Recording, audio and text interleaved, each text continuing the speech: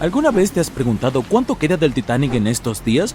Bueno, si no has estado viviendo debajo de una roca, probablemente sepas que han pasado más de 100 años desde que el barco más famoso del mundo naufragó. El RMS Titanic, el transatlántico más grande del mundo de principios del siglo XX, se hundió después de su viaje inaugural solo unos días después de zarpar del puerto. El barco chocó contra un iceberg el 14 de abril de 1912, llevándose a más de 1.500 pasajeros de los más de 2.200 que estaban a bordo del transatlántico. Por impactante que parezca, el Titanic tardó más de 3 años en construirse y solo 3 horas en hundirse. Hoy en día, la construcción del barco habría costado más de $210 millones. Fue visto por última vez en la superficie del Atlántico a las 2:20 de la madrugada, y durante muchas décadas nadie más lo volvió a ver. No fue hasta 1985 cuando el oceanógrafo Robert Ballard descubrió el paradero del barco, y algunas partes del Titanic volvieron a ser visibles. Uno de los primeros descubrimientos realizados por la expedición de Ballard fue que el barco se partió por la mitad antes de hundirse. Las primeras misiones exploratorias al fondo del océano, donde ahora se encuentra el Titanic, solo podían ver el casco y la cubierta del barco. Según Ballard, el objetivo principal de esta misión era comprender cómo evitar que las ruinas se deterioraran. Otro objetivo era recuperar la ingente cantidad de objetos personales esparcidos por el fondo marino. El explorador dijo más tarde que la vista allí abajo era tan impactante como conmovedora. En el campo de escombros que había alrededor del naufragio, el oceanógrafo descubrió muchos objetos pequeños y artículos personales, y llevó unos cuantos a la superficie. Había zapatos, algunos más elegantes que otros, piezas de ropa que pertenecieron a la tripulación, y también estaban las enormes hélices. Si en la superficie resplandecían y brillaban, en el fondo del océano estaban incrustados en la arena y cubiertos por ella. Ballard señaló que el área donde se esparcieron los utensilios de cocina medía más de 1,6 kilómetros de largo. Había suficientes platos, ollas y sartenes para llenar toda una cocina industrial. Por primera vez, la secuencia de animación en 3D revelan imágenes emocionantes. Las simulaciones muestran la evolución del Titanic desde que zarpó en 1912 hasta el estado actual de sus ruinas. Pero las simulaciones no fueron suficientes para el explorador de aguas profundas James Cameron, quien imaginó viajar al corazón del naufragio por primera vez en la historia del barco. Sí, el mismísimo James Cameron, que resulta ser el director de la famosa película sobre el transatlántico. Ya ha buceado 33 veces para visitar los restos del Titanic. Aquí tenemos algunas curiosidades divertidas para ti. El director dice que su verdadera pasión siempre ha sido el océano, y que desde niño quería estudiar el mar. Dirigir, digamos, resultó ser su trabajo diario, y cuando apareció la posibilidad de dirigir Titanic, dijo que sí, solo para poder ir a ver las ruinas del barco en la vida real. Ahora volvamos al naufragio. Según James Cameron, no fue suficiente que los investigadores accedieran solo al exterior del barco. Necesitaban entrar, analizar y fotografiar lo que quedaba de los pomposos interiores del otrora transatlántico más grande del mundo. Cameron pilotó un innovador vehículo robot equipado con cámaras. Ayudó a revelar espacios en el Titanic que nadie había visto antes desde que el barco tocó fondo. Los baños turcos, por ejemplo, aún tenían sus paredes de azulejos en pie, casi en su totalidad. Estos baños eran exclusivamente para los pasajeros de primera clase. Estaban situados juntos a la piscina y el comedor de tercera clase y fueron diseñados en el estilo morisco. Las personas que descansaban allí solían tener mantas y pedían a los meseros lo que necesitaran. Si las imágenes antes del desastre eran asombrosas, ahora tienen una arista diferente cuando todo lo que ves en ella está oculto debajo de la superficie del agua. Otro descubrimiento impactante fue el mástil del barco. Si miramos el Titanic, en su gloria previa al hundimiento, el mástil llamaba mucho la atención. Situado en la proa del enorme barco, el mástil mantenía unidos los cables de transmisión del sistema Marconi, un sistema de telegrafía inalámbrica. Allí también se encontraba la bandera mercante británica que ondeaba en el Titanic. El mástil estaba a una altura de un poco más de 30 metros y estaba equipado con un nido de cuervo. Hoy en día, el mástil está irreconocible. Invadido por la corrosión, se derrumbó. El nido del cuervo también se rompió. Ahora podemos ver por qué el Titanic de hoy en día es un verdadero tesoro para los exploradores. Pero como los restos del barco se encuentran a una profundidad aproximada de 3.800 metros, la luz del sol es inexistente allí. Por lo tanto, las misiones pilotadas dependen de equipos tecnológicos de alta gama para inspeccionar el área. ¿Por qué crees que el Titanic desapareció de la vida del público durante más de 70 años? Bueno, porque en ese momento la tecnología no era lo suficientemente avanzada como para que la gente bajara allí y trajera buenas imágenes del naufragio. Los cineastas fueron los que impulsaron esta tecnología al intentar filmar bajo el agua. Comenzaron construyendo cajas para poner sus cámaras dentro y ahora la fotografía de aguas profundas es muy avanzada y nos permite disfrutar de las maravillas de la vida submarina. Por supuesto, tomar fotografías bajo el mar no es tarea fácil. Por un lado, para soportar esa increíble presión, los submarinos deben ser realmente fuertes y tener paredes gruesas, de no menos de 28 centímetros. Además, los exploradores deben saber cómo filmar y fotografiar cuando casi no hay luz. Había otra cosa que hizo que documentar el Titanic fuera aún más difícil. Cuando los científicos encontraron el barco, estaba cubierto de bacterias de color rojo que dificultaban aún más tomar buenas fotografías. Da la casualidad de que el color rojo no se refleja bien bajo el agua, lo que es muy lamentable para los fotógrafos. Por esta razón, los vehículos operados por humanos que bajan a recorrer las ruinas están equipados con potentes dispositivos de iluminación. Cuando ves algunas partes del barco desde lejos, parece como si hubiera cera de color marrón rojizo goteando sobre las ruinas del Titanic. Pero en realidad, estas estructuras con forma de carámbano son colonias de microorganismos. Cuando el barco se hundió, trajo consigo una enorme cantidad de bacterias que antes no existían en el fondo del océano. Pero ahora, estas bacterias, junto con las condiciones extremas del fondo del océano, se han convertido en una combinación desastrosa para las ruinas del barco. Estas colonias rojas de microorganismos en realidad se alimentan de hierro y acero, que es básicamente todo lo que queda del Titanic. Algunos de estos microorganismos son unas bacterias llamadas Holomonas titanicae. Pueden comer hasta 100 kilogramos de hierro por día. Esto hace que el Titanic sea una fuente de alimento colosal para ellas. Ha habido muchas especulaciones sobre la esperanza de vida de los restos del barco, después de que los investigadores descubrieron este extraño óxido. Pero, según Cameron y su equipo de investigación, el Titanic no se va a desintegrar pronto. En una de las últimas expediciones a la zona del naufragio, se financió un vehículo pilotado para identificar específicamente un camarote. Perteneció a un pasajero muy importante, Sir Benjamin Guggenheim. Sí, como el museo. Guggenheim era hijo de un magnate de la minería y miembro del grupo de élite que abordó el viaje transatlántico del Titanic. Nacido en Filadelfia, Guggenheim viajaba de regreso a Estados Unidos, pero como todos sabemos, nunca llegó a su destino. Con un precio que oscilaba entre 400 y 800 libras en 1912, que es el equivalente a 84,000 libras hoy en día, se podía reservar un alojamiento que se llamaba camarote. Los camarotes del Titanic eran el tipo más lujoso de habitaciones de primera clase. Estaban ubicados en las cubiertas B o C y estaban decorados en más de 11 estilos diferentes, como jacobeo, georgiano, renacimiento italiano y la lista continúa. Estas habitaciones estaban llenas de paneles tallados y marcos hechos de maderas exóticas, como caoba, roble, etc. Guggenheim ocupó una de estas lujosas habitaciones y 100 años después, uno de sus descendientes financió toda una misión solo para localizar el camarote exacto en el que se había alojado el hombre. Esta expedición se convirtió en un documental para National Geographic y lograron identificar qué camarote era el de Guggenheim, así que felicitaciones para ellos. John miraba incrédulo mientras se alejaba en un trozo de madera. En las gélidas aguas del Ártico, se iba lentamente. Contempló el barco en el que había trabajado y vivido mientras elevaba su enorme proa hacia el cielo, y luego se partió por la mitad, provocando un sonido que solo un rayo podría reproducir.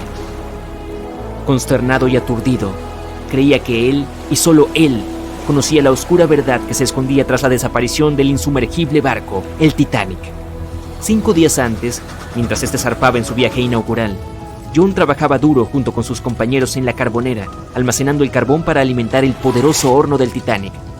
Habían abastecido y almacenado más de lo que John había visto en cualquier otro barco en el que hubiera trabajado. Pero este era el Titanic, el más grande que jamás había surcado los mares. En él, nunca podía haber demasiado carbón. Cuando salieron de Belfast y se dirigieron a Southampton, hubo un gran estruendo bajo la cubierta que pasó desapercibido. El horno rugía y las turbinas giraban, empujando el Titanic hacia adelante a un ritmo acelerado. La tripulación vitoreaba mientras el buque avanzaba, sin percatarse del fuerte ruido concerniente. Al llegar a Southampton, Greg subió a bordo entre otros cientos de pasajeros. Con 13 años en el mar, su amplia experiencia incluía el papel de contramaestre en 6 barcos anteriores. Preparado para un nuevo reto a bordo del mayor navío jamás construido, estaba deseando afrontar el siguiente desafío de su carrera. Greg venía con una gran experiencia, especialmente en la navegación por el Ártico. Su papel era vital dentro de la tripulación, conocer los mares que rodean el Polo Norte. Sería un vigía clave cuando se dispusieran a cruzar la peligrosa trayectoria del Callejón de los Icebergs. Greg tenía algunas preocupaciones con respecto al viaje. La órbita de la Tierra estaba notablemente cerca del Sol y de la Luna, lo que provocaba mareas más altas. Esto haría que los icebergs fueran más prominentes, alejándolos más hacia la ruta del Titanic en su viaje a Nueva York. Al evaluar la torre de vigilancia e inspeccionar el equipo disponible, Greg no encontró binoculares. Esto le preocupó, pero los marineros se limitaron a reírse de él. «Si en la cubierta faltan cubitos de hielo, seguro que atravesamos un iceberg para reabastecernos», se rió un marinero. Greg no compartía este sentimiento. Ansioso por saber por qué los habían dejado sin equipo en una función tan vital en el barco, Greg preguntó más. Lamentablemente, el oficial que tenía las llaves del armario de suministro de binoculares había sido apartado de la tripulación en el último momento. Greg no podía creer que se hubiera pasado por alto algo tan importante. Para un barco tan poderoso y con tanta gente a bordo, cruzando en una ruta particularmente peligrosa, esto no tenía sentido. Pero como no quería ser multado por irrumpir en la propiedad del barco, Greg lo dejó pasar, esperando que no necesitaran los binoculares. Al final, si se detectaban icebergs, se haría una llamada de aviso al capitán, informando de cualquier preocupación. Poco sabía Greg que se había recibido un aviso, notificando los peligros que aguardaban, pero el telegrama no llevaba el título requerido, que aseguraría la entrega directa al capitán. Así que la advertencia crítica se pasó por alto. John y su tripulación bajo cubierta se prepararon para la partida, avivando los motores. Notó una esencia de escape espesa, demasiado pesada para lo que se esperaría de los hornos. La tripulación buscó por todas las cubiertas inferiores. Tras una búsqueda exhaustiva, consiguieron localizar la causa del escape. Se trataba de un montón de carbón encendido dentro de una carbonera.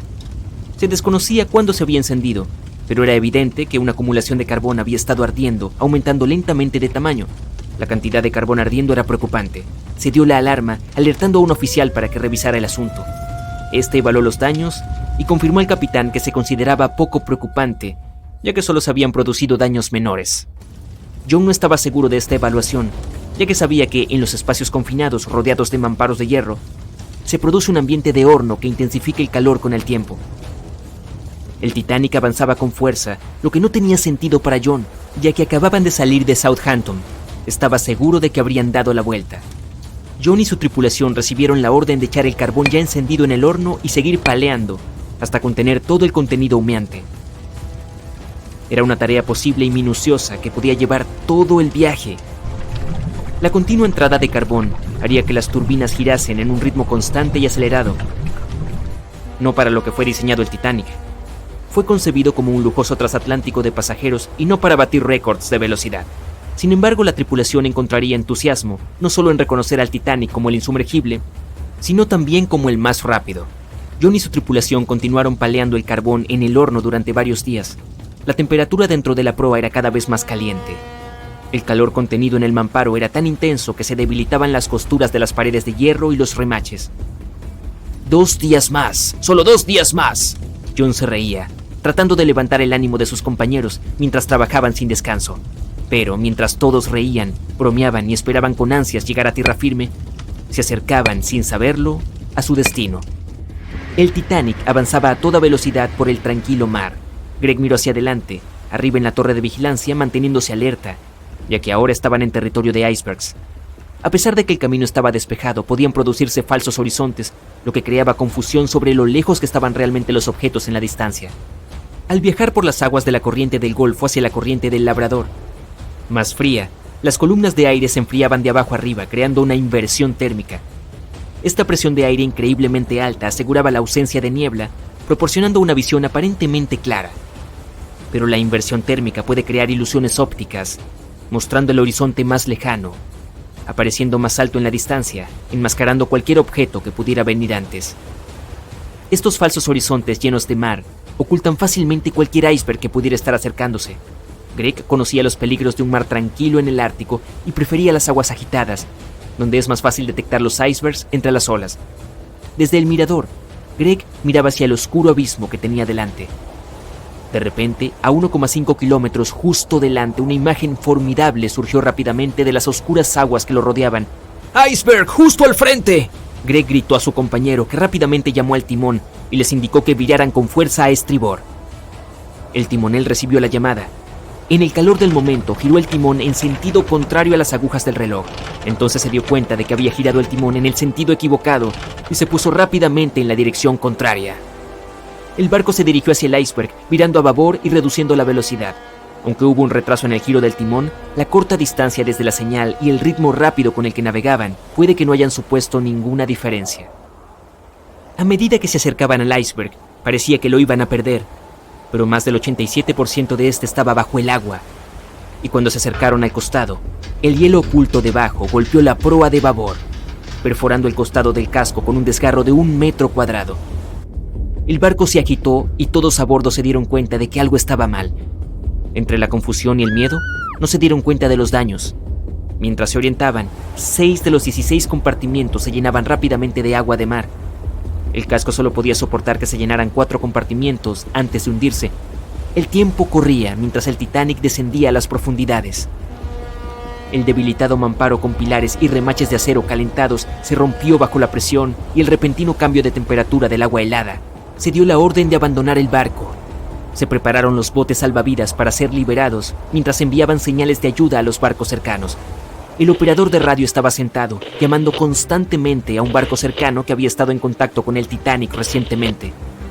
Hubo una comunicación constante con este barco durante los últimos días, proporcionando avisos de icebergs desde que el Titanic partió de Southampton. El último mensaje de advertencia recibido fue hace apenas 1 hora. Al recibir el último aviso, el operador respondió ignorantemente: «Cállate», dando por sentado que sus avisos de icebergs no tenían sentido. Tras esta desafortunada respuesta, el barco apagó su radio y guardó silencio. El barco más cercano que respondía a sus señales de socorro se encontraba a 800 kilómetros de distancia, demasiado lejos para prestar ayuda a tiempo. Hubo innumerables errores que causaron el final acuático del Titanic, ya fuera por contribución directa o por pura ignorancia. El más trágico de ellos fue el número de personas a bordo del barco, 2.224. Solo había suficientes botes salvavidas para rescatar a 1.178, apenas la mitad de la gente. El 10 de abril de 1912, el RMS Titanic zarpó de Inglaterra. Pero esa no era la presentación de un barco normal. El Titanic fue el transatlántico más grande jamás construido en ese momento. Tenía 270 metros de largo, casi el tamaño de 3 campos de fútbol. Y medido desde el casco hasta la parte superior de las chimeneas, el barco tenía una impresionante altura de 53 metros. Ese es el tamaño de un edificio de 17 pisos. Considerado insumergible, se necesitaron 3.000 trabajadores durante casi 3 años para construirlo. Pero apenas 4 días después de su primer viaje, a las 11:40 p.m., chocó con un iceberg y se perdió bajo las olas del Océano Atlántico. El barco tardó solo 2 horas y 40 minutos en hundirse. Y de los más de 2.200 pasajeros y tripulantes a bordo, solo sobrevivieron 706. El naufragio permaneció perdido durante otros 73 años, ocultando sus muchos secretos dentro de las gélidas aguas del Atlántico. Y si no fuera por un hombre cuya vida entera la había dedicado a explorar el mar, el barco gigante podría haber permanecido perdido por mucho más tiempo. Ese hombre era Robert Ballard. De niño, Ballard estaba obsesionado con el océano. Esta fascinación comenzó cuando solo tenía 12 años. Fue entonces cuando vio una adaptación cinematográfica de la novela de ciencia ficción de Julio Verne, 20.000 leguas de viaje submarino. Lo tenía todo para despertar la imaginación de un joven, desde aventuras y extrañas criaturas hasta un poderoso vehículo submarino llamado Nautilus. Podría viajar a cualquier lugar del mundo al que quisiera ir. A partir de ese momento, la vida en tierra firme ya no estaba en el futuro de Ballard. Cuando tenía 23 años, fue asignado al grupo de inmersión profunda. Allí, ayudó a desarrollar técnicas para buscar en el fondo del océano. Su mayor logro fue la creación de Alvin. Era un submarino pequeño y fácil de maniobrar, que podía transportar a 3 personas. También presentaba un brazo mecánico externo, diseñado para recolectar muestras bajo el agua, mientras la tripulación permanecía segura y seca en el interior. El submarino Alvin rápidamente demostró ser útil para una variedad de tareas. Por ejemplo, una vez se utilizó para rastrear un avión que se había estrellado en el mar. Pero el submarino experimentó una serie de contratiempos. En un caso, fue atacado por un pez espada, lo que provocó que resurgiera rápidamente. El animal, aún atrapado en la parte exterior del submarino, se convirtió en la cena de esa noche. Y en octubre de 1968, el submarino estaba siendo sumergido en el agua cuando los cables que lo sujetaban se rompieron, enviándolo al fondo del océano junto con 3 miembros de la tripulación a bordo. Y debido a que el pequeño aparato todavía estaba abierto, inmediatamente se llenó de agua y rápidamente comenzó a hundirse. Afortunadamente, la tripulación logró escapar, pero Alvin ya no estaba. El mal tiempo obstaculizó múltiples intentos de recuperar la embarcación. No fue hasta el año siguiente que finalmente fue devuelto a la superficie. Con el tiempo, Alvin mejoró. Su casco fue fortalecido con titanio, lo que le dio una calificación de profundidad más alta, haciéndolo aún más adecuado para la exploración oceánica. El submarino especializado sería útil en muchas de las más de 100 expediciones de Ballard. El hombre fue uno de los primeros en explorar una cadena montañosa submarina, llamada Meseta Mesoatlántica en el Océano Atlántico. Cuando encontró respiraderos térmicos en el Rift de Galápagos a finales de los años 70, ayudó a descubrir y documentar el proceso de quimiosíntesis. Esa es una síntesis química complicada de la energía de los alimentos por parte de las bacterias. Pero su mayor descubrimiento aún estaba por llegar. Ballard afirmó que nunca había sido un fanático del Titanic, pero eventualmente se obsesionó con encontrar el barco, después de ver a otros exploradores intentarlo y fallar. Como él dijo, el Titanic era claramente el gran monte Everest en ese momento. Muchos otros lo habían intentado, muchos que pensé que habrían tenido éxito o que deberían haberlo tenido, pero no lo lograron. Ballard comenzó a pensar en encontrar el barco ya en 1973. Y 4 años después, lo intentó. Usó el buque de salvamento de aguas profundas Seaprobe, que era un buque de perforación equipado con cámaras y sonar. Pero se vio obligado a rendirse cuando se rompió la tubería de perforación. Simplemente no era su momento. A principios de los años 80, un petrolero de Texas llamado Jack Grimm intentó encontrar los restos del naufragio en 3 ocasiones diferentes. Una vez, Grimm estaba justo sobre el Titanic, pero su equipo no pudo detectarlo. Eso es lo que llamamos mala suerte extrema. Ballard solo estaba esperando su momento. Necesitaba un plan y algo de ayuda. El primer problema fue llegar al fondo del Atlántico. Lo más abajo que había viajado antes era 6.100 metros, y este viaje le llevó 3 horas, y eso no incluía el camino de regreso. Ballard sabía que podía usar a Alvin, ya mejorado con un casco de titanio para soportar la presión del océano. Pero también necesitaba algo que no requiriera que él viajara allí. Un submarino a control remoto, sin piloto, sería ideal. Pero primero tendría que crear uno. Se acercó a las autoridades con la esperanza de que proporcionaran fondos para su proyecto, y aunque los funcionarios no tenían interés en el Titanic, estaban dispuestos a ayudar. Pero había trampa. Ballard primero tuvo que concentrarse en rastrear 2 submarinos, el Treasure y el Scorpion, que se habían hundido en el fondo del Atlántico en la década de 1960. Las autoridades esperaban estudiarlos para averiguar por qué se habían hundido. También querían saber si podían recuperarse, o si era seguro dejarlos en el fondo del océano. Solo cuando hubiera completado con éxito esta tarea, sería libre de usar el tiempo restante de su contrato para encontrar el Titanic. Sin otras opciones de financiación, Ballard aceptó la oferta. Se puso a trabajar. Primero creó 2 nuevos dispositivos. Argo era un trineo submarino de profundidad con cámara de video sin piloto. Fue diseñado para tomar fotos y grabar videos con una serie de cámaras montadas en él. Podría funcionar a profundidades de hasta 6.100 metros y también podría explorar casi el 98% del fondo del océano. Se suponía que Argo estaba atado a un bote. A medida que el bote se movía, Argo sería arrastrado detrás, flotando justo sobre el fondo del océano. La cámara luego transmitiría imágenes a la superficie. El segundo dispositivo era un pequeño vehículo robótico llamado Jason Jr. También se controlaba de forma remota, lo que permitía a la tripulación dentro de un submarino como Alvin acercarse y fotografiar objetos submarinos. Ballard ya estaba listo. Sabía que tenía que encontrar esos submarinos rápidamente, y no le tomó mucho tiempo. Para su alivio, la búsqueda fue relativamente simple, y pudo cumplir con sus obligaciones con 12 días de margen. Con casi 2 semanas para dedicarse a encontrar el Titanic, se dispuso a explorar el océano. Enfocó la búsqueda cerca de Terranova, Canadá, arrastrando a Argo por el fondo del océano y revisando las imágenes que recopiló. Y después de unos días sin nada, finalmente encontraron placas de casco, remachadas y una caldera. ¿Podría ser esto? Al día siguiente se reveló la gran proa de un barco. El 1 de septiembre de 1985, Ballard y sus compañeros de tripulación se dieron cuenta de que finalmente habían encontrado el famoso barco.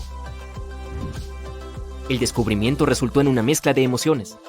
Ballard estaba emocionado de ser el primero en encontrar el lugar de descanso final del Titanic, pero también estaba abrumado por el sentimiento de dolor por aquellos que habían sufrido cuando el barco se hundió.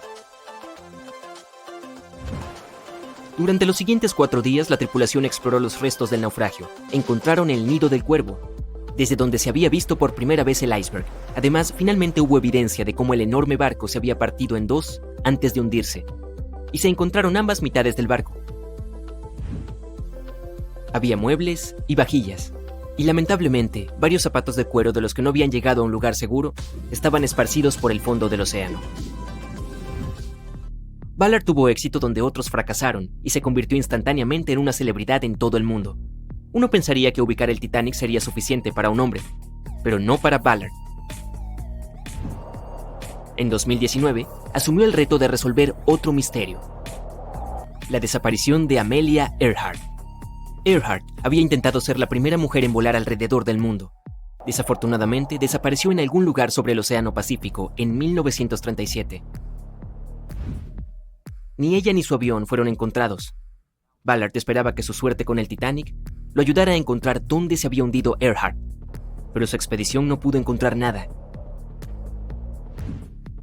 Y aunque Robert Ballard ha encontrado más naufragios que nadie, es solo la punta del iceberg.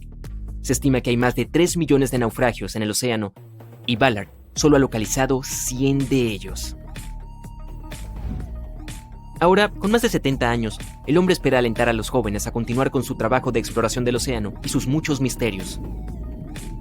En 1989 comenzó Jason Learning Project, para inspirar a los estudiantes de primaria a dedicarse a las ciencias, tecnología, la ingeniería y las matemáticas.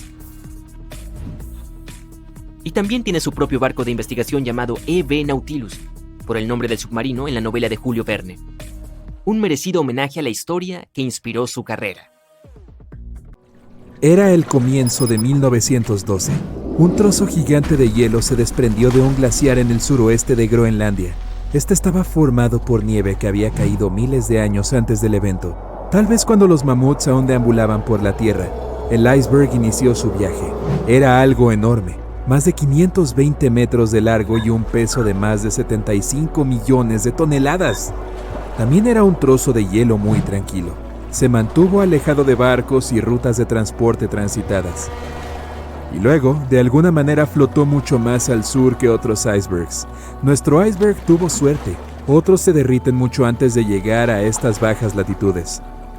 De los hasta 30.000 icebergs que se alejan de los glaciares de Groenlandia, solo el 1% llega hasta el Atlántico. Incluso después de derretirse en el agua durante meses, este enorme bloque de hielo seguía siendo casi el doble de pesado que el puente Golden Gate. La parte superior del iceberg se elevaba 10 pisos sobre la superficie del océano. Varios días antes de que nuestro iceberg llegara al océano Atlántico, un magnífico barco zarpó de un puerto. Era un transatlántico de lujo que transportaba a más de 3.000 pasajeros y tripulantes. En ese momento era el barco más grande jamás construido. Era el Titanic. La colisión ocurrió el 14 de abril, cuando el barco estaba en el Atlántico Norte, a 600 kilómetros de Terranova. Incapaz de desviar su curso, el barco sufrió la rotura de al menos 5 de sus compartimentos de casco. Comenzaron a llenarse de agua a una velocidad alarmante. Los compartimentos del Titanic no estaban tapados en la parte superior. Es por eso por lo que el agua se filtró y comenzó a inundar a cada uno de ellos. La parte delantera del barco comenzó a hundirse, lo que provocó que la parte trasera se elevara verticalmente en el aire. Y luego, con un rugido ensordecedor, el revestimiento se partió por la mitad. El resto es historia. Pero, ¿qué pasó con el iceberg después de eso? El 15 de abril, el transatlántico alemán SS Prinz Adalbert navegaba por el Atlántico Norte. Viajaba a unos pocos kilómetros del lugar donde el Titanic se había hundido varias horas antes. El mayordomo en jefe del barco alemán, que aún no se había enterado del desastre, vio un iceberg. Lo que llamó su atención fue una gran franja de pintura roja que recorría la base del iceberg. Sorprendido, el hombre tomó una foto de su descubrimiento. Pensó que la pintura significaba que un barco había chocado contra el iceberg en las últimas 12 horas. La siguiente persona que vio el iceberg y le tomó otra foto fue el capitán de un barco que tendía cables de telecomunicaciones en alta mar. El barco fue enviado para ayudar en la zona donde se había hundido el Titanic. Más tarde, el capitán afirmó que el iceberg que había visto era el único en esa área. Además, estaba la pintura roja. No era difícil conectar los puntos. En 2015 una de estas fotos se vendió en una subasta por más de $32,000. Y aún así, los expertos no están seguros de si la imagen realmente muestra el infame bloque de hielo. Podría ser un simple iceberg que había estado flotando cerca en ese momento. El gran barco insumergible había desaparecido, hundiéndose hasta el fondo del Atlántico Norte, donde permanece hasta el día de hoy. Pero el iceberg continuó su camino, dejando perplejos a algunos testigos y derritiéndose lentamente en el agua circundante. Desaparecería por completo antes de fin de año. A las 11:40 p.m., el Titanic hizo contacto con un iceberg en el Océano Atlántico Norte. Se encontraron y restauraron muchos artefactos, como partes del barco, joyas y platos, por nombrar algunos. La embarcación tardó aproximadamente 3 horas en sumergirse por completo en las remotas aguas heladas. La noche era fría y muy viva. La orquesta tocaba música y encantaba a los invitados a bordo. Todos estaban emocionados de llegar a los Estados Unidos. Todavía se consideraba una hazaña increíble que un barco cruzara el Atlántico en 1912. Pero a medida que avanzaba el día, había una atmósfera de fatalidad inminente para el capitán y su tripulación. Sin embargo, nadie más lo sintió. Les parecía que nada podía salir mal y que esta sería otra noche normal. Para ellos, el Titanic era insumergible. Lo último que piensas cuando piensas en el Titanic es en la tripulación del correo. Sí, había carteros a bordo entregando correo a los Estados Unidos. Puede parecer una ocupación bastante mundana, pero había que pasar una prueba muy dura para ser aceptado a bordo. Y solo unos pocos candidatos principales calificarían, y esos pocos serían preseleccionados y aceptados. John Starr March, estadounidense, era uno de estos carteros que ganaba entre $1,000 y $1,500 al año trabajando en el Titanic. En 1912, esto se consideraba mucho dinero. No formaban oficialmente parte de la tripulación del barco, ya que la tripulación del correo estaba ubicada cerca de los cuartos de tercera clase, pero dada su influencia y resistencia, finalmente fueron trasladados y se les dio un comedor privado. March consiguió este trabajo porque necesitaba el dinero para mantener a su familia. Encontró una manera perfecta de ganar mucho dinero trabajando en un gran barco que cruzaba el océano. Tenía 51 años en ese momento y venía de Nueva Jersey. Lamentablemente, él estaba a bordo cuando el barco se hundió y no logró sobrevivir. Pero recuperaron un reloj de bolsillo que nos da una pequeña idea de lo que sucedió esa fatídica noche. Es una caja de oro grabada con filigrana y tiene una leyenda que dice que fue hecha por Elgin National Watch Company. A primera vista pensarías que esta sería una antigüedad bastante genial sobre la chimenea, pero hay algunos detalles inusuales al respecto. Hay señales obvias de que el agua se filtró debajo del vidrio y los brazos negros del reloj indican que la hora es exactamente la 1:27. Nos deja preguntándonos por qué el reloj se detuvo a esta hora precisa. ¿Qué estaba haciendo su dueño? Los empleados del correo estaban operando una instalación de clasificación de correo eficiente y en pleno funcionamiento a bordo del Titanic. Esto no era algo que vendría a menudo en un crucero, ya que los transatlánticos típicos usan bolsas de correo cerradas para transportar el correo de un puerto a otro. Pero la instalación de clasificación de correo en el Titanic permitía a los pasajeros enviar postales cada vez que el barco atracaba en zonas de tránsito en Irlanda y Francia. Según los informes, la gente comenzó a regresar a sus habitaciones alrededor de las 11 p.m., pero algunos de ellos todavía estaban dando vueltas y disfrutando de la noche. Los 5 carteros estaban celebrando el cumpleaños de un colega en su comedor separado. 5 minutos antes del impacto, los miembros de la tripulación vieron el iceberg y tocaron la campana 3 veces como advertencia de que había algo delante del barco. Dieron órdenes para que el Titanic se moviera hacia la izquierda, o como dicen en el negocio, girar a estribor, para hacer que los motores retrocedieran, pero no fue suficiente para evitar el gran impacto. A las 11:40 p.m., el Titanic chocó contra el iceberg y estalló el desastre en el interior. No solo el agua se filtró y finalmente hundió el barco, sino el pánico y el caos entre los pasajeros y los miembros de la tripulación. El capitán Smith llegó a la cubierta y se le informó que el Titanic había chocado contra un iceberg, y al mismo tiempo la sala de correo comenzó a llenarse de agua. Sabemos que el barco de 268 metros se sumergió por completo alrededor de las 2:20 a.m., con 706 sobrevivientes. El tiempo entre el impacto y el hundimiento fue realmente accidentado. A medianoche comenzaron a preparar los botes salvavidas para la evacuación de los pasajeros. Se dieron órdenes para que mujeres y niños abordaran los botes con algunos tripulantes para guiarlos y operarlos.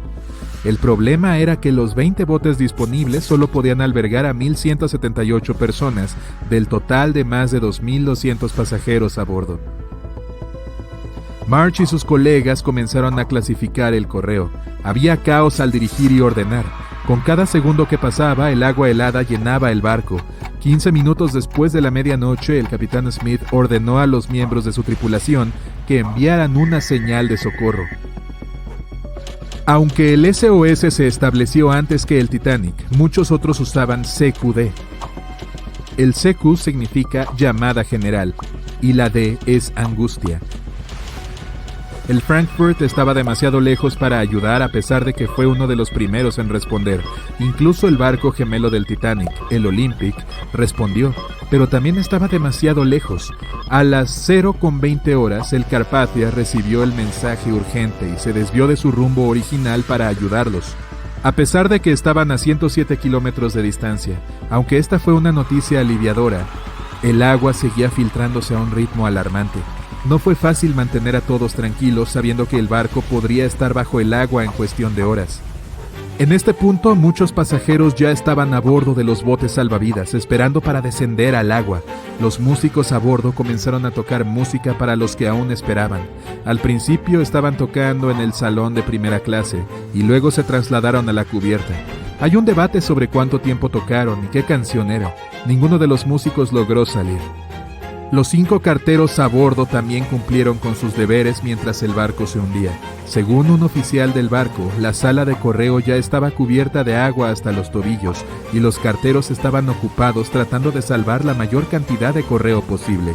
March fue uno de ellos. Había bolsas de correo flotando por todo el lugar. Comenzaron con el correo certificado. Testigos del hundimiento del Titanic informaron que los carteros estaban poniendo bolsas de correo en la cubierta para evitar que se mojaran hasta que llegara la ayuda.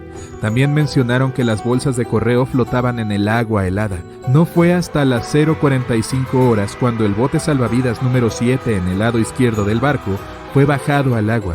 A pesar de que tenía espacio para aproximadamente 65 personas, solo 27 personas estaban adentro. Muchos de los botes de seguridad llevaban menos pasajeros que su capacidad máxima permitida. A la tripulación le preocupaba que los barcos volcaran si había tanta gente en ellos. Algunos informes sugieren que algunas personas incluso se negaron a abordar los barcos, manteniendo la afirmación de que el Titanic era insumergible. Al mismo tiempo dispararon uno de los 8 cohetes de socorro, pero no les sirvió de ayuda. A las 12:55 am, los botes salvavidas 2 y 3 descendieron a las aguas con 2 pasajeros masculinos saltando a bordo. 5 minutos después se bajó otro bote de seguridad con unas 39 personas. En este punto el agua entró por la base de la gran escalera. En los siguientes 20 minutos se bajaron más botes de seguridad, la mayoría de ellos con poca carga. Todavía no había ayuda. El Carpathia aún estaba en camino. Crecía el pánico y aumentaban las tensiones. Hubo mucha ira por las personas que se quedaron atrás. Alrededor de la 1:30 am, las cosas estaban saliendo de control. Se detuvo el embarque organizado de pasajeros a los botes. El reloj de March se detuvo 3 minutos antes, lo que podría significar que él era parte de la pelea entre los miembros de la tripulación y los pasajeros. El Carpathia tardó 3 horas en llegar. March no estaba entre los sobrevivientes. Su reloj resultó ser uno de los hallazgos esenciales en los restos del Titanic. Finalmente fue devuelto a las 2 hijas de March y ahora está en una de las colecciones del Museo Postal Nacional. March fue un hombre que hizo lo que tenía que hacer en las peores circunstancias. El tiempo era un bien preciado para las personas a bordo del barco, y este reloj resultó valioso para aprender más sobre las historias trágicas, pero inspiradoras, del Titanic. Es el 10 de abril de 1912, un soleado día de primavera. Eres uno de los pasajeros de primera clase a bordo del Titanic. Justo cuando el barco está a punto de partir de Southampton, imagina la emoción de todos, el aire fresco de primavera, los sonidos del mar. Estás paseando por la cubierta más alta del Titanic cuando ves varios botes salvavidas. Cuando empiezas a contarlos, recuerdas la capacidad del barco. Es de poco más de 3,000 personas. Espera, ¿hay suficientes botes salvavidas para todos a bordo? Veamos los números. El Titanic podría llevar un total de 64 botes salvavidas. Un número que fácilmente podría haber ayudado a salvar a todos los pasajeros a bordo. El diseñador en jefe, Alexander Carlisle, planeó equipar el barco con 48 botes salvavidas, pero el Titanic terminó con solo 20.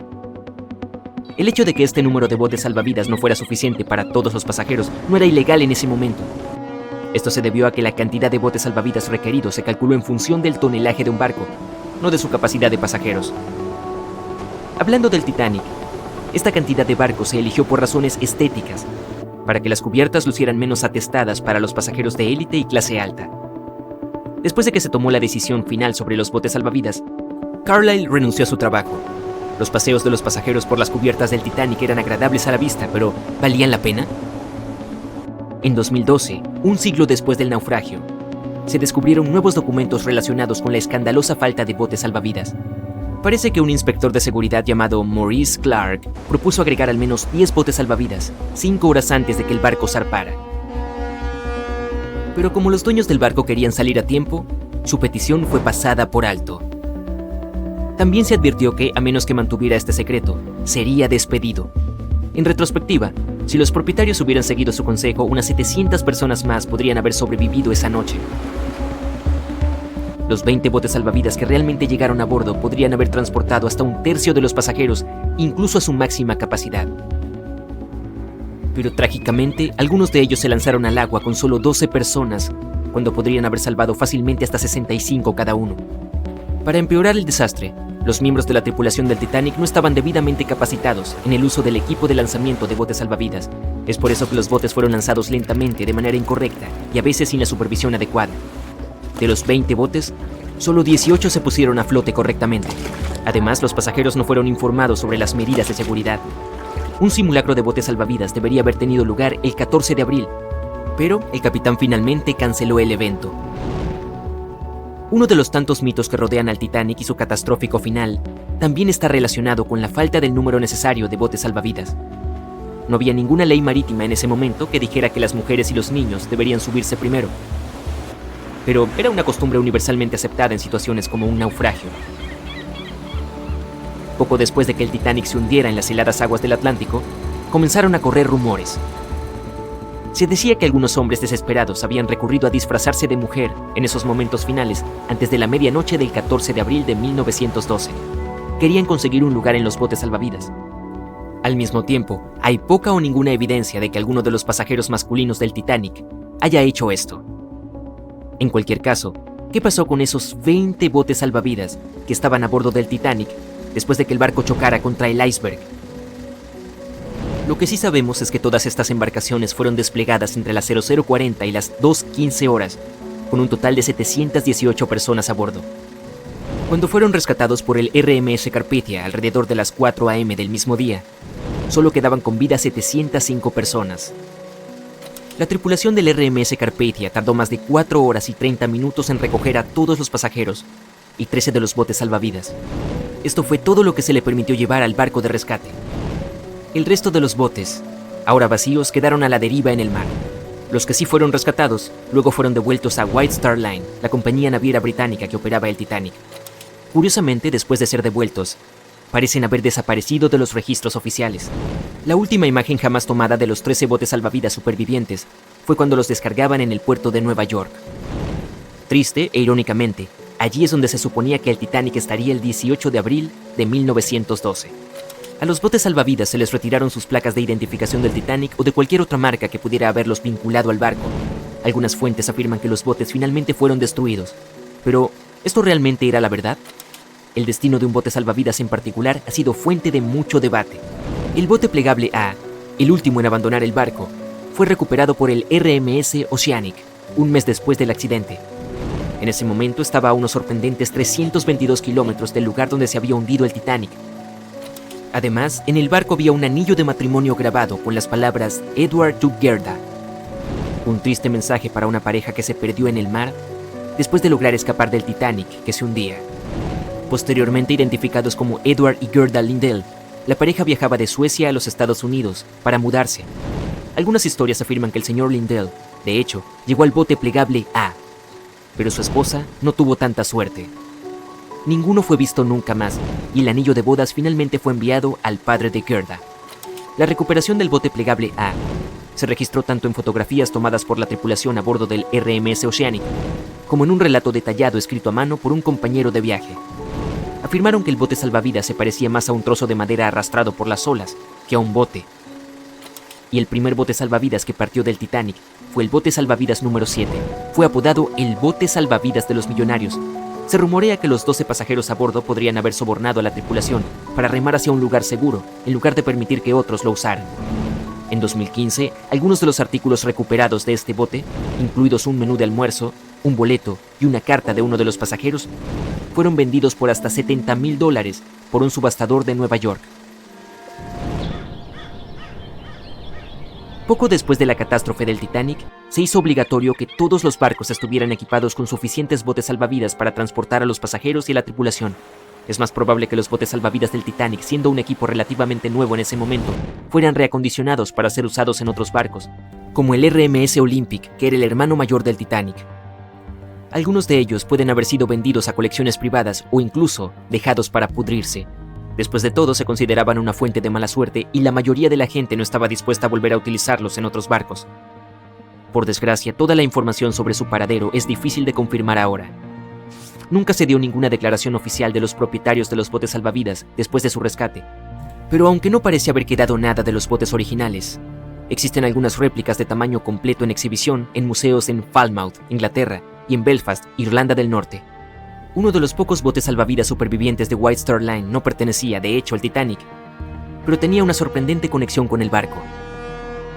Este bote restaurado es el salvavidas 6 del RMS Oceanic, que ayudó a recuperar el bote salvavidas plegable C del Titanic. Se decía que era propiedad de un coleccionista privado, pero al igual que los botes salvavidas del Titanic, no sabemos nada sobre su ubicación hoy en día. En cuanto a las placas de identificación y otras marcas de los botes, la White Star Line parece haberlas conservado, porque algunos de estos artículos fueron posteriormente subastados y vendidos a coleccionistas interesados. Incluso Rick Springfield supuestamente consiguió una de las placas de identificación. Y ya faltaba una placa de identificación en particular cuando los empleados de White Star Line llegaron a los botes salvavidas. Era la placa de identificación del bote número 8, que había sido tomada por un marinero llamado Thomas Jones. Más tarde se la regaló a otro sobreviviente del Titanic, la condesa de Rhodes, junto con una carta reconociendo el vínculo que formaron la noche del naufragio. Se puede encontrar otros artículos similares en exhibición en diferentes museos, como el Museo y Centro de Artes de Learn, en Irlanda del Norte, o la Galería de Arte y Museo de la ciudad de Worcester. Para ser honestos, algunos expertos afirman que incluso si hubiera habido más botes salvavidas a bordo del Titanic, simplemente no habría habido suficiente tiempo para desplegarlos a todos. Así de severo fue el impacto. Muchos investigadores dicen que todo sucedió tan rápido después de que el barco chocó contra el iceberg, que es sorprendente que tantos pasajeros lograran sobrevivir.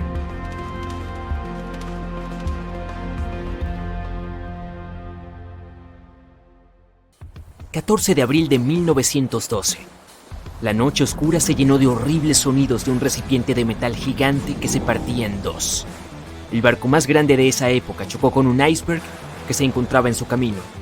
El Titanic, una de las historias más grandes del siglo XX, de las que la gente todavía habla.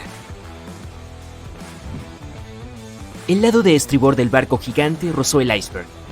Eran las 11:40 p.m., cuando las cosas empezaron a ir mal. Ese iceberg causó suficientes daños como para que al menos 5 compartimientos del casco comenzaran a llenarse de agua.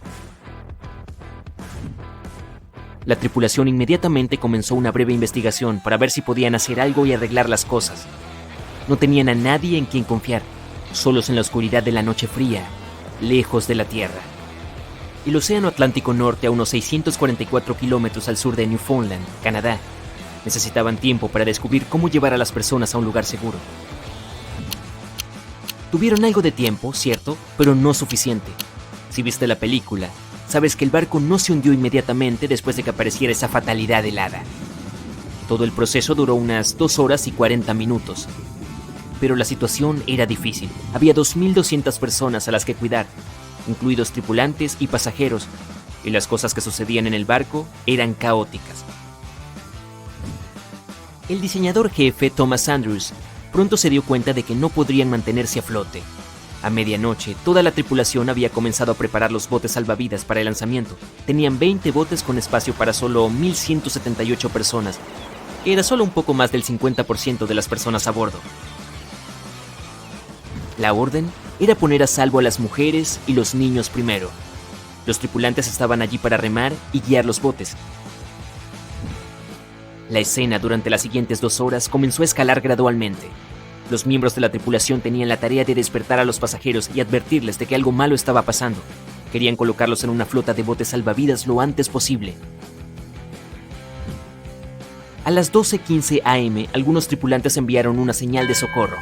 Un barco de vapor llamado Frankfurt fue uno de los primeros que recibió el mensaje y respondió, pero estaban a unas 170 millas náuticas de distancia. Algunos otros barcos también recibieron el mensaje y ofrecieron su ayuda, pero lamentablemente también estaban demasiado lejos. A las 12:20 a.m., el transatlántico Carpathia de Cunard recibió una señal de socorro del Titanic y cambió su rumbo de inmediato. Estaba a 58 millas náuticas de distancia en ese momento y les tomaría más de 3 horas llegar allí. 20 minutos después, la tripulación bajaba el primer bote salvavidas. Llevaba solo 27 pasajeros, aunque tenía espacio para 65. Muchos de los botes salvavidas que se lanzaron primero estaban muy por debajo de su capacidad. Los miembros de la tripulación estaban preocupados, pensando que los cabrestantes no podrían sostener un bote salvavidas completamente cargado, y al principio muchos pasajeros tenían demasiado miedo de abandonar el barco. Todavía pensaban que el Titanic era insumergible y no podían imaginar el escenario que sucedería 1 o 2 horas después. La tripulación disparó el primero de 8 cohetes de socorro, pero fracasó. Nadie estaba lo suficientemente cerca para ayudar. A la 1:20 a.m. bajaron 10 botes salvavidas. El número 8 tenía solo 28 personas en él. Uno de los pasajeros del número 10 era Milvina Dean, de 9 semanas. Más tarde se convertiría en la última superviviente que vivió hasta 2009 y cumplió 97 años. Ya eran las 2 a.m. 3 de los botes plegables eran los únicos botes salvavidas que quedaban en el barco. La proa se había hundido hasta el fondo y se había inclinado muy por debajo de la superficie. Las personas a su alrededor ahora podían ver claramente las hélices de popa sobre el agua. La tripulación estaba bajando el bote salvavidas plegable D desde el techo de las habitaciones de los oficiales con más de 20 pasajeros en él. Cuando la proa del barco se hundió, el agua arrastró el plegable A de la cubierta. Esas 20 personas luchaban porque su bote estaba parcialmente lleno de agua. Cuando los miembros de la tripulación intentaron soltar el plegable B, se cayó. Antes de que lo enderezaran, el agua lo barrió del barco. 30 pasajeros lograron encontrar seguridad en el bote salvavidas volcado. A las 2:17 a.m., el operador inalámbrico del barco decidió transmitir una última llamada de socorro. 1 minuto después, la luz del barco finalmente se apagó. El Titanic y todos los que quedaban a bordo se sumergieron en la oscuridad. La proa continuó hundiéndose y la popa se elevaba más sobre la superficie, lo que ejercía una gran presión sobre la sección media. Sonidos horribles llenaban la noche. El Titanic, este enorme barco legendario en el que tanta gente depositaba sus esperanzas y entusiasmo, se partió en dos, entre el tercer y el cuarto embudo. Los informes especularían que la sección de proa tardó unos 6 minutos en llegar al fondo del océano. La popa volvió a sentarse en el agua antes de volver a elevarse a una posición vertical. Permaneció en esta situación hasta que finalmente desapareció en el océano. A las 2:20 am, la popa aparentemente retuvo aire en el interior y la presión del agua la aplastó a medida que bajaba. La popa aterrizó a unos 610 metros de distancia de la proa. La gente consideraba al Titanic como el barco más rápido del mundo. Pensaron que era insumergible porque 4 de sus compartimientos podían inundarse, y eso aún no causaría una pérdida crítica de flotabilidad.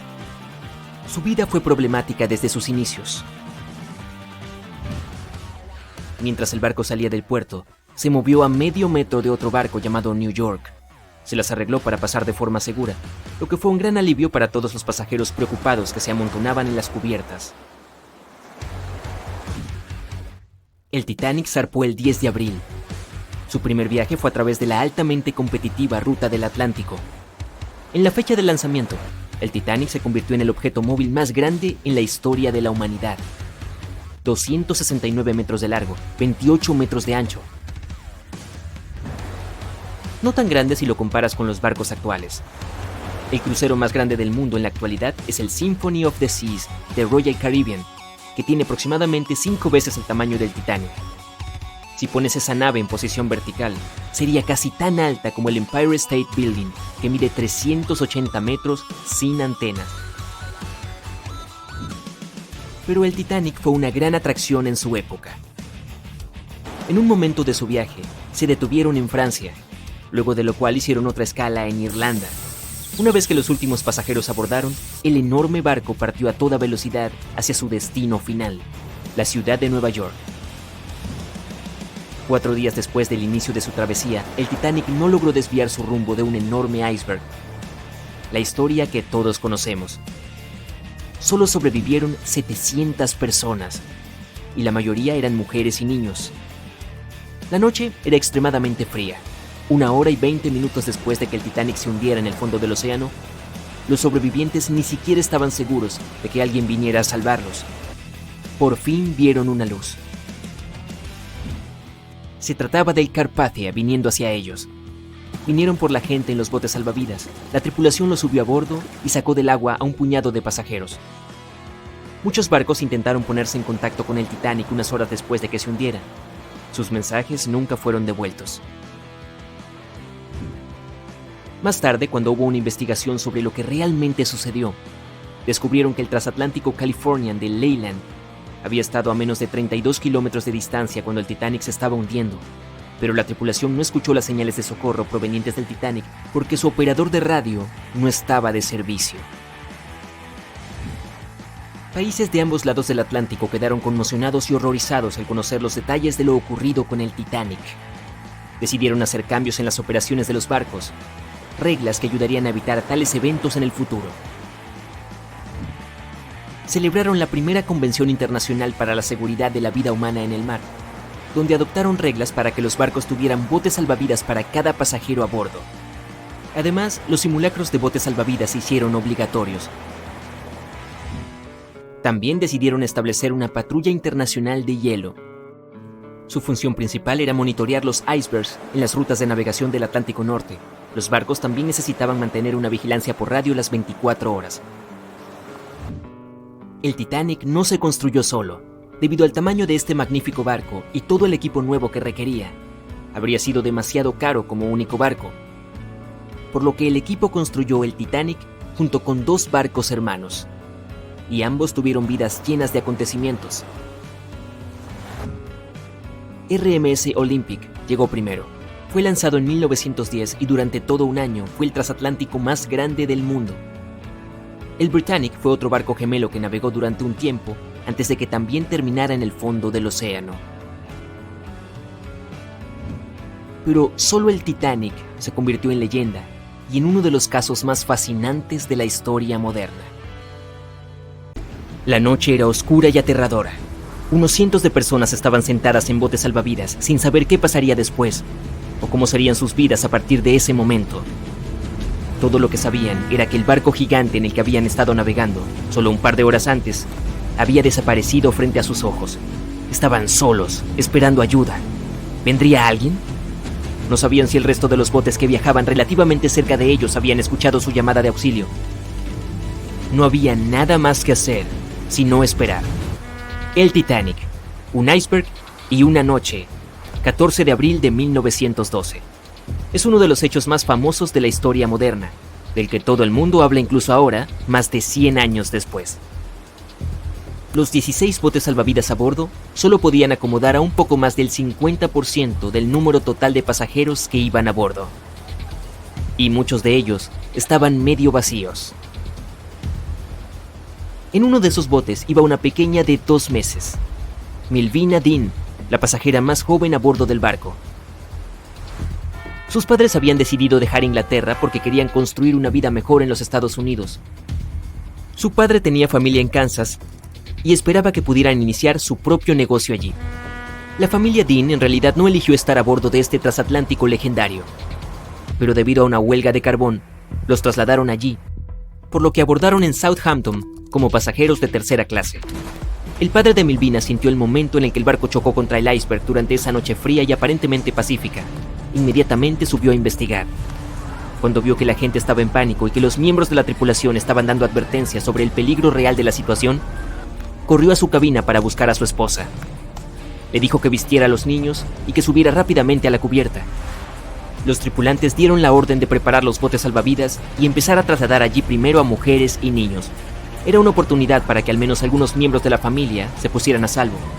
Milvina, su madre y su hermano se subieron al bote salvavidas número 10. De los 706 tripulantes y pasajeros que lograron escapar del barco que se hundía, ellos estuvieron entre los primeros. Más tarde, el transatlántico llamado Carpathia escuchó su llamada de ayuda, vino por los pasajeros y los llevó hasta Nueva York. Su padre desafortunadamente se quedó atrás y no logró salvarse. Milvina creció en Ashford, Inglaterra, un lugar que no estaba lejos de donde había zarpado el barco. Pasó su vida trabajando como secretaria y asistente en pequeñas empresas en Southampton. Y nunca se casó. Milvina solía decir que no hablaba del asunto del Titanic porque no recordaba nada al respecto, por lo que no quería que la gente pensara que solo estaba llamando la atención. Pero en 1985, un equipo franco-estadounidense se reunió y localizó los restos del Titanic. Estaban alrededor de 600 kilómetros al este de Mistaken Point, Newfoundland, en aguas que tenían más de 3 kilómetros de profundidad. Fue entonces cuando confirmaron que el barco se había partido en 2. Durante décadas, la gente creyó que la nave se había hundido en una pieza. Pensaron que el único daño significativo era el que había sufrido el casco por su contacto con el iceberg. Pero en realidad, se partió justo entre su tercer y cuarto compartimiento. Ocurrió poco antes de que el barco desapareciera bajo la superficie del agua. Y todo, desde el momento en que chocaron contra el iceberg, duró cerca de 2 horas y 40 minutos.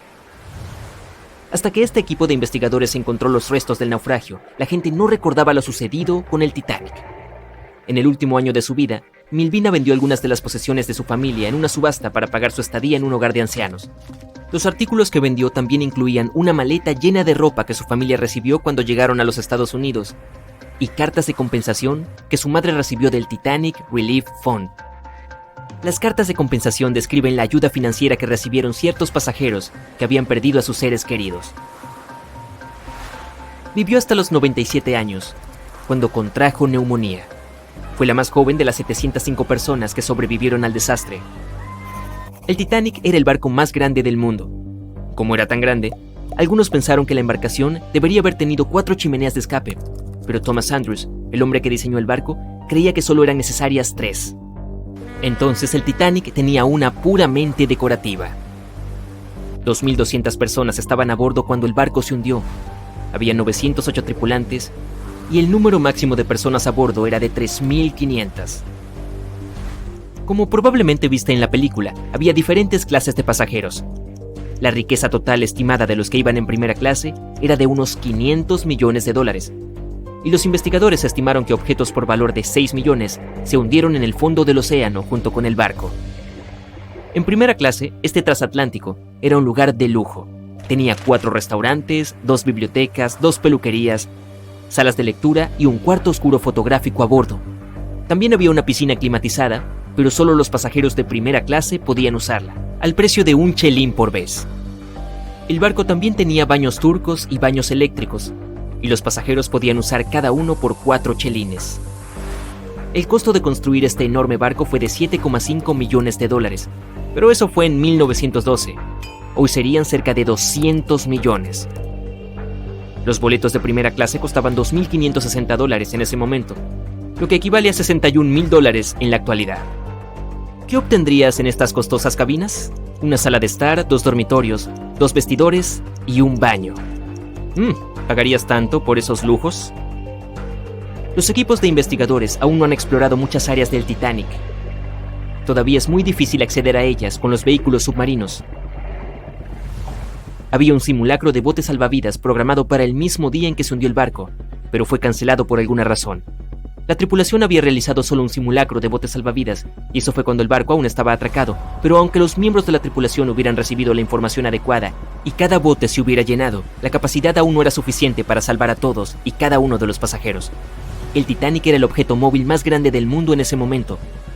El 31 de mayo de 1911, su inmenso casco se abrió paso por las gradas y terminó en el río Lagan, en Belfast. Más de 100.000 personas estaban allí para ver el lanzamiento, que duró poco más de un minuto y se desarrolló sin problemas. Las personas que estaban a cargo del barco inmediatamente remolcaron el casco a un gigantesco muelle de acondicionamiento. Miles de trabajadores pasaron la mayor parte del año siguiente construyendo las cubiertas y todos esos interiores de lujo que le dieron al Titanic su aspecto característico. También instalaron las 29 calderas gigantes que impulsarían las 2 máquinas de vapor principales del barco. Todo eso para conseguir el título de insumergible. La embarcación tenía más de un defecto fatal. Es posible que hayas oído hablar de uno de sus defectos de diseño. Los mamparos herméticos no estaban completamente sellados en la parte superior. Esto permitió que el agua fluyera de un compartimiento a otro, lo que finalmente hundió el transatlántico. Pero el Titanic tenía más defectos. El alto contenido de azufre, las bajas temperaturas y las altas velocidades afectaron en gran medida el acero del casco de la embarcación y al hierro de sus remaches. El acero se hizo añicos, mientras que los remaches salieron con relativa facilidad. Esta fue la razón por la que el Titanic se hundió 24 veces más rápido de lo que se esperaba. Hay muchas teorías sobre lo que realmente condujo al hundimiento del gigante. Y una dice que la luna llena que hubo un par de meses antes podría ser una de las razones. Pudo haber creado mareas muy fuertes que enviaron una flotilla de icebergs hacia el sur, justo a tiempo para cruzarse con el viaje inaugural del Titanic. Una investigación sugiere que una ilusión óptica impidió que el barco recibiera ayuda. Un famoso historiador británico, Tim Maltin, pensó que la atmósfera que había la noche del hundimiento creó condiciones específicas que hicieron que a los miembros de la tripulación les resultara muy difícil detectar los icebergs. Esto causó algo llamado superrefracción. Esta extraordinaria curvatura de la luz provoca espejismos, y varios barcos en el área lo registraron. Esto no solo evitó que la tripulación viera el iceberg a tiempo, sino que también impidió que uno de los barcos que podría haber ofrecido ayuda identificara la llamada de auxilio y se comunicara con la tripulación del Titanic. Además, algunos dicen que el barco viajaba demasiado rápido. Desde un principio culparon al capitán por navegar a tan alta velocidad, 22 nudos, con un transatlántico tan grande por las frías e impredecibles aguas del Atlántico Norte, que estaban plagadas de icebergs ocultos.